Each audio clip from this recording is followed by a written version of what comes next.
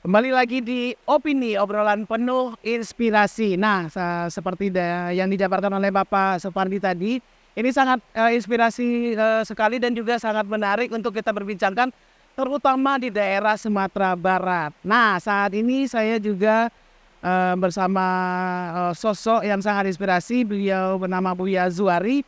Eh, Halo, Assalamualaikum Buya. Assalamualaikum dulu ya Buya ya. Nah, Buya, eh untuk Sumatera Barat sendiri Buya bisa terangkan untuk yang tampil khusus silat tradisi ini. Ya, dalam festival silat tradisi Nusantara, kita menghadirkan seluruh kabupaten kota, 19 kabupaten kota yang ada di Sumatera Barat. Jadi kita mencoba mengangkat kembali tentang berbagai keunikan yang dipelajari di Sesara. Di antaranya mungkin seperti permainan-permainan yang arahnya mungkin secara generasi sekarang melihatnya itu sebuah permainan yang agak ekstrim seperti Silek Uri Salak. Tapi di sisi lain, ini adalah proses salah satu metode untuk membentuk karakter dari kepribadian yang siap menghadapi berbagai ancaman. Seperti yang disimbolkan dengan tulis salak yang sangat tajam gitu kan, dan bisa melukai bahkan beracun. Nah, jadi dari kabupaten kota kita menampilkan hal-hal seperti itu, termasuk yang nanti yang ada dari daerah kota kota pada Pariaman. Itu kita mencoba menampilkan para sesepuh silek balam. Yang silek balam ini jarang yang ditampilkan beberapa tahun terakhir. Dan kita memang sengaja mengundang para sesepuhnya, para tua-tuanya, itu memperagakan berbagai keunikan dari silek balam. Oh, oke Buya. Nah ini bagaimana menurut Buya nih?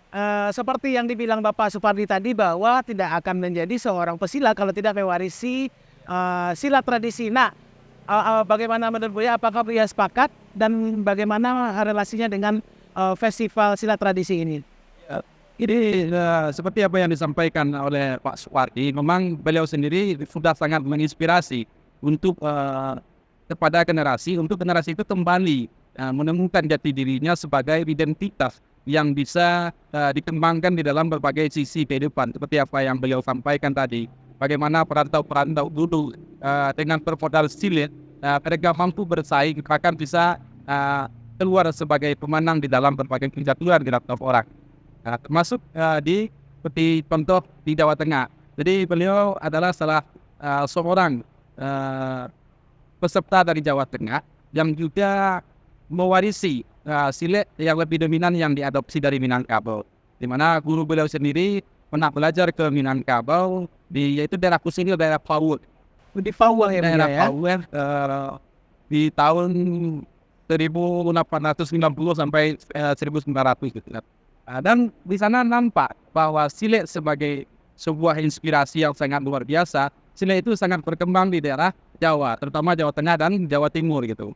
Bahkan pengikut dari Setiahati sekarang udah belasan juta gitu di seluruh dunia.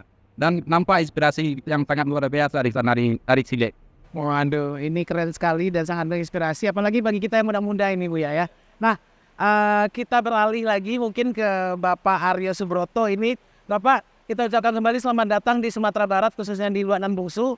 Nah, Bapak, kita juga ingin tahu nih Pak, bagaimana pandangan Bapak tentang silat di Sumatera Barat atau di Minangkabau. Apakah Bapak dengar atau baca, dan bagaimana membandingkannya dengan daerah Bapak sendiri ini? Jauh-jauh loh Pak, dari Jawa Tengah ini. Ya, terima kasih Pak Ketua IPSI Sumatera Barat, penulis Silet Minang, Buya Zuari.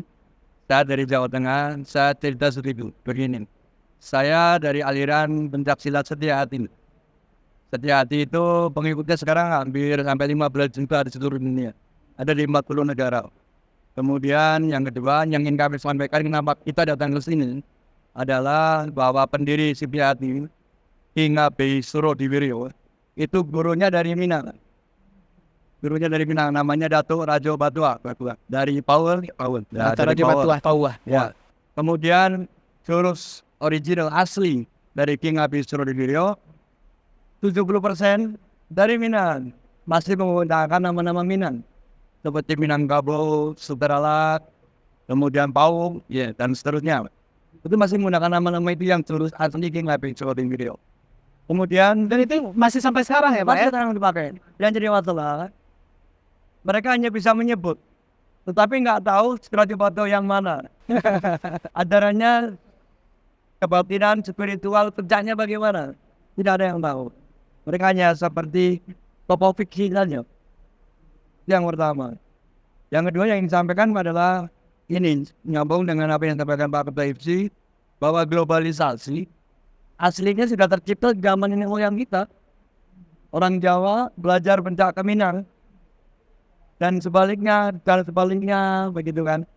Artinya bahwa kita memiliki nilai harga diri yang luar biasa, nilai filosofi yang luar biasa.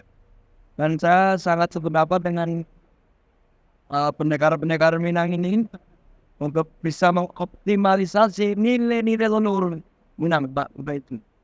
Apalagi kalau yang memulai adalah dari IPSI Minang, Minangkabau, Sumatera Barat, pasti suaranya didengar. Betul.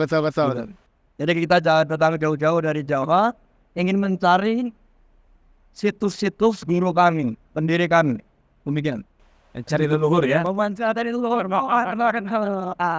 Poin penting sekali bahwa mengkaji ulang warisan budaya yang di Jawa tersebut berasal dari mana. Ya. Nah, sangat sepakat sekali seperti yang dibilang sama Bapak seperti tadi bahwa tidak menjadi pesilat kalau tidak mewarisi tradisi. Nah, sangat inspirasi sekali. Nah, untuk pemirsa di Nusantara dan juga khususnya di Sumatera Barat, kita coba ulik kembali mungkin sangat menginspirasi lagi bahwa nih ke Buyanya sendiri mungkin Buya. Nah, kenapa sih Buya tadi menerangkan tentang festival seni silat tradisi ini, daerah-daerahnya, terus juga siapa saja yang ikut. Nah, pilihan-pilihan daerah tersebut itu bagaimana itu, Buya? Jadi sebenarnya secara pemilihan daerah kita ingin sebenarnya mengundang seluruh provinsi yang ada di Indonesia gitu kan. Tapi karena keterbatasan segala macam dan untuk tahap awal mungkin 7 daerah ini yang kita coba undang karena masih nyata silsilahnya atau ranjinya dengan Minangkabau. Sebab ungkapan dari Bapak Babe Edi Nalapraya sendiri, beliau mengatakan ketika berbicara silat sudah pasti Minangkabau, ketika berbicara silet sudah pasti Minangkabau. Jadi sebab Jawa hanya punya puncak, kata beliau gitu kan. Jadi kita coba mengundang daerah-daerah utama yang mengutamakan dan memiliki silsilah yang jelas dengan Minangkabau. Iya betul. Nah, kembali lagi ke Pak Aryo nih. Ya. Nah, apa yang membuat Bapak tertarik mengikuti kegiatan ini Pak? Setelah dikurasi oleh Pak Buya atau Buya sendiri, apa yang membuat Bapak tertarik? Pertama, Buya ngomongin saya. Kemudian saya dengar ada Pak Supardi, Ya, Ketua IFSI, beliau adalah tokoh yang akan menerobos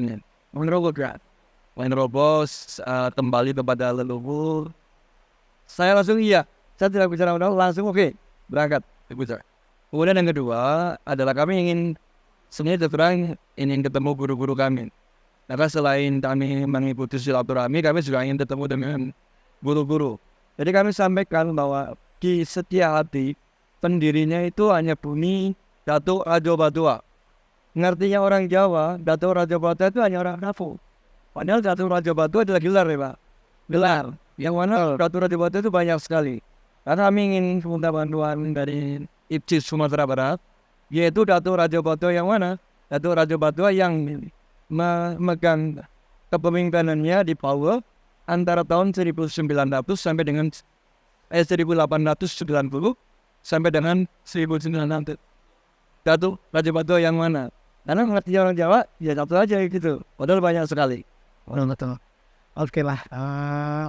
Jadi kita sudah melihat bagaimana festival silat tradisi ini mulai diterobos nih. Kata kuncinya seorang tokoh yang menginspirasi mulai menerobos kembali ke warisan Nusantara. Nah, kuncinya seperti itu. Kita tahan dulu, nanti kita balik lagi di Opini Obrolan Penuh Inspirasi.